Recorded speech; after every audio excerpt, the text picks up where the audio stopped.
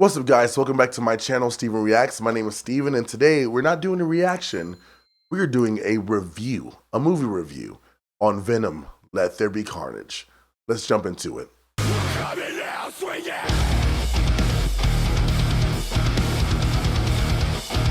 So, Venom, Let There Be Carnage stars Tom Hardy and Woody Harrelson, and Tom Hardy is back as the voice of Venom and, of course, as Eddie Brock. And this time they are investigating Cletus Cassidy. Now, it's not by choice specifically. Cletus only wants to talk to Eddie, and with that comes our story from the meeting of Cletus and Eddie. Now, before I jump into that, I want to talk about the relationships between Eddie and Venom. That's one of the highlights of this movie, is how they react to each other, because in the first movie, of course, we got that, that building relationship. So this time we can just jump right into the story that deals with them and not have to deal with any setup with Venom and Eddie. And when I tell you that their relationship is hilarious, it really is. It's very odd couple. They are, in that 7-year relationship already, for what it feels like. And Eddie's tired of Venom. Venom's complaining about not being able to eat people, because all he can really do is eat chickens and chocolate, and he wants more. He wants to sustain more, but he can't do that because Eddie put that against the rules for him eating people, because he doesn't want to get caught, just in case something does happen.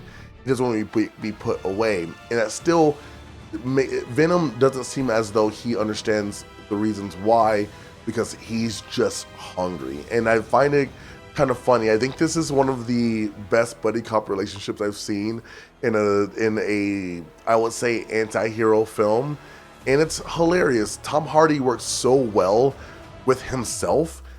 Like, you could really tell the difference between Venom and Eddie, and I enjoy that very much. Now, the movie runs really fast, and throughout this film, of course, you can tell that Eddie and Venom, they are tired of each other, but at the same time, because of certain things that happen in this film, they realize they need each other. And I love that connection that's between both Eddie and Venom on that aspect, because it brings another layer to the characters, in my opinion, that I really enjoyed. On the other hand, we also meet Cletus Cassidy, who also becomes Carnage. And the way that happens, because when I watched the trailer, I was really confused as to how Eddie got so close to the gate, to the bars where Cletus is, for him to bite Eddie. And in that movie, of course, it shows, and it's interesting because of how Cletus provokes Eddie and Venom reacts, and it's really interesting what causes that to happen. Now, of course, we saw this in the trailer. Cletus bites Eddie, and with that, some of the symbiote goes from Eddie to Cletus. And of course, when that happens, and he gets put to death, and Carnage reacts. That was the most insane scene. That prison break scene was intense. Now, I understand why this movie is only PG-13, but at the same time, it would have been cool if it was an R film. Now, would have amplified the movie? Maybe just a little, because we'll be getting a lot of blood and guts, but I mean, that's about it. Besides that, it wouldn't do anything different to the story, so it doesn't really need to be a rated R film. It being PG-13 is completely fine. But it was a body count from hell. Carnage did not care. And that's what I wanted to see, because I've read, Maximum Carnage, and I've seen Carnage in the cartoons and whatnot, and you see that aspect of what Carnage can actually do, and to be able to see it on the big screen was mind-blowing. By the way, if you're near an AMC theater, go see this movie in the Dolby. It's so good. Like, the sound, the color, it was amazing. But going back to the prison break scene, I thought it was great. And then the story with Cletus and Shriek, now that was an interesting motivation, because it's just the love story between those two being a motivation. Carnage didn't care.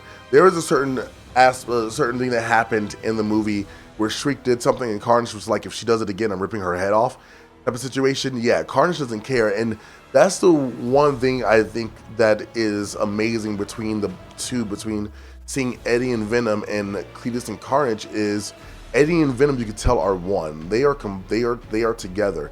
Cletus and Carnage, they both have their own separate type of thing, to where they are not, what is the word I'm looking for? They're not bonded together the way that Eddie and Venom are. And so there goes a lot of conflict that does happen in the film that results into the way the film ends. And I thought it was really cool seeing that. Now, I will do some spoiler talk a little bit after I get done with the non-spoiler talk, of course, so that'll give you some time to stop the video and then go over to watch the film and then come back, because I got to talk about the end credit scene, the one scene that I know everyone is talking about, because holy shit, when I tell you guys I shrieked in my seat, I did. My heart jumped. But going back to the Cletus and Cassidy story, I feel like we could have used a little bit more of them. Like, the movie is only about 97 minutes, and that's including credits. So, about 10, 15 more minutes we could have added on to the movie, and it would have been, I think it would have amplified the movie even more, just to get a little more of that Carnage and Venom fight, which, by the way, was amazing. The fight alone already inside the church was great. There were certain implications that were made in there that I thought was really, really cool. But, if we could get 10 to 15 more minutes of Carnage and Venom fighting, I don't think anybody would complain. Nobody would complain about that at all. But I really enjoyed it. It was an amazing battle. The sound was great. The CGI was amazing. Finally seeing Carnage and Venom fight was the dopest. And so, yeah, so if I had to give a rating to this movie, I would give it about maybe like a 7.5 out of 10. It's only because of it did move really fast, and I could have used a little bit of slow time just to build up on certain characters just a little more, to understand them and get to know them a little better. I would have really enjoyed that, but we did not get that, which is okay, because again, it doesn't fully take away from the movie, but I do enjoy character development in film a lot more than maybe a lot of other people. A lot of people want to go and just see fighting and craziness and whatnot. I will say they used the F-bomb, the one F-bomb that they are allowed to have this movie to be a PG-13 in it. They used it perfectly. It was hilarious. The result from it, I wish didn't happen, but it was hilarious nonetheless. And that's all I got to say about that. But, okay. So, this is going to be the end of my non-spoiler talk. So, I'm going to give you guys a few seconds to go ahead and stop the video, go watch this movie, and then come back to this review. And so that way you can kind of join in on this part, because, it's going to get into it. And please, no spoilers in the comments. If you do put any spoilers in the comments, please space it out, so that way no one actually reads it. So if somebody does read it, it's on their own, terms. It's not on you, and it's not on me. I don't want any of that craziness there, but I do want to talk a little bit about spoilers. So I'm gonna give you a little countdown before we jump into it.